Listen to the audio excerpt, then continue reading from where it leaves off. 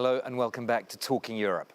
International Women's Day first took place in March 1911, with more than 1 million people marking the event in Austria, Denmark, Germany and Switzerland. At that time, women were not allowed to vote, and in numerous countries, higher education was not open to women and divorce was not even legal. A huge amount has changed, of course. To give just one example, the political leaders of two of the EU's 3 top institutions today are women. But many gender equality issues remain to be addressed, and that's what we're going to talk about on the occasion of the 2025 International Women's Day, 114 years after the original milestone. With me on set are 3 MEPs. Lina Galvez is a Spanish MEP from the Socialists and Democrats, and she's chair of FEM, the Committee on Women's Rights and Gender Equality. Welcome back to you. Thank you. Also with me, Maria Walsh, an Irish MEP from the European People's Party and a member of FEM. Welcome to you as well, Maria. And also with us, Dainius Žalimas, a Renew MEP from Lithuania. He's vice chair of that same committee, FEM. I'd like to start with our male colleague. I know I should say ladies first, but there's a good reason for this, which is that you're the first vice chair of FEM. Is it important, or why is it important for a man to be in that position? I think it is important because all the time we're speaking about equal rights and empowerment of women, and I think the rest of the society, I mean men, they should support this goal and should do the best what we can in order to empower women and to make this day like the real symbol of equality in our societies. It is a mark of our civilization, I must say, in this current geopolitical context. What is very important, why dictators are attacking our European values? Because they hate real equality between women and men. They hate gender equality as such, and their ideology usually is related with humiliation or making inferior of women roles in the society. Well, you mentioned that men should be, in a sense, more involved in these issues. But Maria Walsh, you've noted that in some of the debates here in the European Parliament, there hasn't been a lot of interest from either men or women, actually, when it came to debate on gender, on inequality in pay, for example. Yeah, sadly you see that in any, well, let's call a spade a spade. We don't represent the European Union here in the 720 MEPs because we don't have that disparity. While we've only dropped a percentage of female representation here, we're still a long way from that 50-50. And then when you look at the structural issues that we have in the House, often debates around women's equality, LGBTI rights, different forms of minorities of which women and young girls are associated with, sadly. It's often later into the evenings. Next plenary in Strasbourg, I think for the first time in a very long time, we'll have the International Women's Day celebration and debate in line with, to your point, our defence and security debate. So let's hope MEPs, in particular those that champion the work that we do in FEM, and equally our allies, because we need men. I heard earlier today a very important sentence. For women to be empowered in the workplace, men have to be empowered in the home. Yeah. And that needs to be ringing out in our plenary so people watching can say, well, at least they're taking it serious and we're moving that needle on, because we're by no means near where 114 years ago women and men that marched wanted us to be, sadly. And being empowered in the home, that goes back to a point that you've made, Lina, in debates here, which is the disparity in wages over a lifetime between men and women, and disparity in pension incomes, and also often women not being properly paid for all kinds of things that they're doing outside work time. So maybe you could talk a little bit to those things. Yeah, of course. It is related with what Maria was saying. Women, we have been incorporated much more to the labor market to what you may have been incorporated to unpaid household work.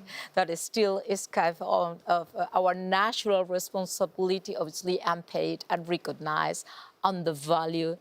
And this is very important. Not only we are incorporated into the labor market, but men also been incorporated in the household and care work and activities, because otherwise we will always be unequal in the labor market unless we do very good regulation, as we have done, for instance, in the previous term regarding pay transparency.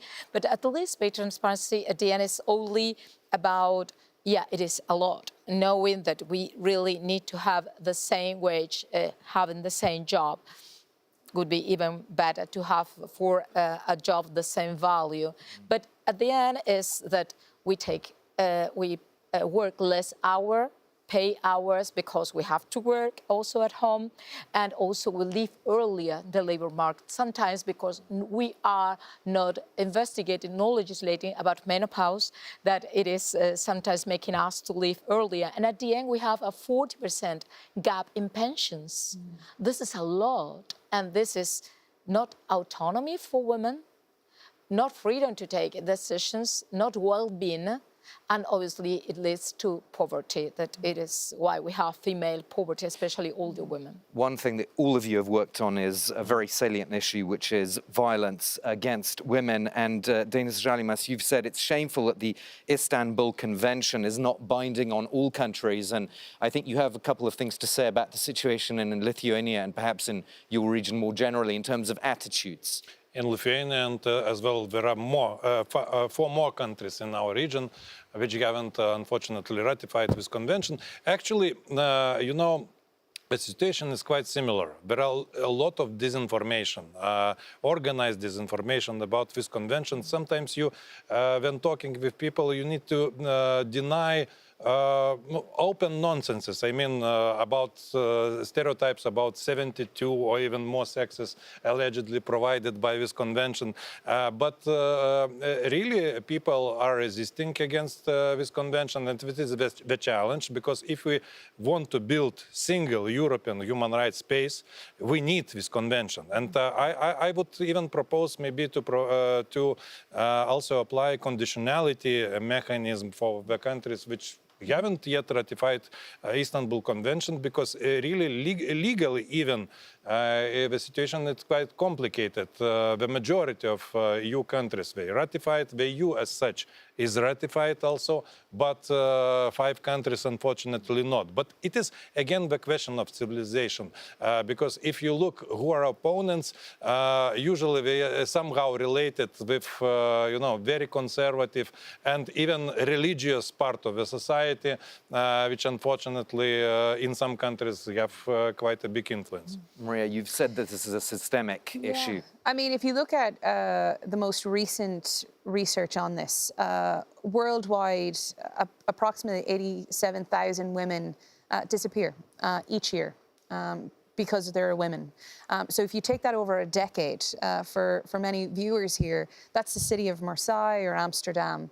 And that's the hard facts of, if we don't legislate here for women, then out there we're leaving them with grey areas, no support systems, and the holistic support, be it financial, be it for their physical security, and we are failing as politicians. And we can push as much as we can here as legislators at a European Parliament, but our member states also have to play ball. So when you look at the gender-based violence legislative, that sadly still has 3 years of transposition period, you know, things like non-consensual rape was excluded because multiple member states either didn't want to have the conversations or didn't know how to legislate. And we've certain loopholes in cybersecurity when I think about deep fakes, the impact stalking is having, the financial implications of that on their children, on other caring responsibilities.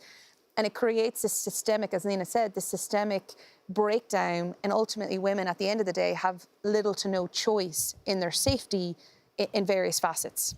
Lena, what are your thoughts on how this landmark directive that was adopted last year on combating violence against women, how is it actually working out in practice, both in the offline and online dimensions? It is not yet working on practice because the member states now have the transposition period. But there are some member states, for instance, my own member state, Spain, that has already very good legislation on gender-based violence, and of course is working. And there are less women that are being killed, and the ones that suffer that violence have all the institutions really to support them. Of course, there is a lot to do, and especially to have the whole society to really to back those women that are suffering this violence just because we are women.